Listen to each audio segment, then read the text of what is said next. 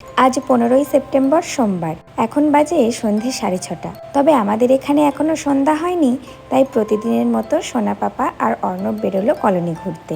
আর আমি চলে এলাম রান্নাঘরে নানা রকম সবজি ও আনাজপাতি নিতে, সোনা পাপার 8 মাসের ফটোশুটের সেট রেডি করব বলে। দেখতে দেখতে 8টা মাস পূর্ণ করে ফেললো ছেলেটা আমার। আর আজ ওকে সাজাবো সবজি বিক্রেতা। যাই হোক, আজকের শ্যুটটা ড্রয়িং রুমেই করব ভেবেছি, তাই সব কিছু গুছিয়ে চলে এলাম দোকানির দোকান সাজাতে। প্রথমে ওর অয়েল ক্লথটা উল্টো করে পাতিয়ে দিলাম, তারপর বসে পড়লাম সব সবজিগুলো এটার ওপর সাজাতে, মানে যেমনটা একটা সবজির দোকানে সাজানো থাকে আর কি। আর দাঁড়িপাল্লা তো নেই আমাদের কাছে, তাই এই ওজন মেশিনটা দিয়েই কাজ চালালাম। তো এই যে মোটামুটি রেডি করে ফেলেছি সবজির দোকানের সেটটি। এরপর সোনা পাপা ফিরলে ওকে রেডি করাতে বসালাম। ধুতি প্যান্টটা পরিয়ে দিয়েছি, এবার গামছাটা বাঁধবো মাথায়। তো তিনি তো মোটেই বাঁধবে না মাথায় গামছা।